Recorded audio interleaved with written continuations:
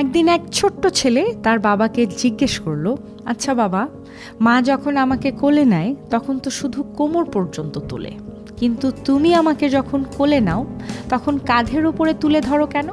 ছেলের নিষ্পাপ প্রশ্নে বাবা মৃদু হাসলেন, তারপর খুব সুন্দর হৃদয় ছুঁয়ে যাওয়া একটি উত্তর দিলেন।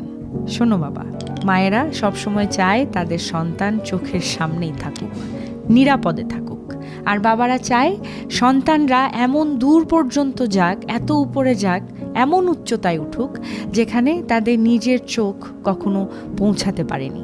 বাবার এত সুন্দর উত্তর শুনে আমিও থমকে গেলাম।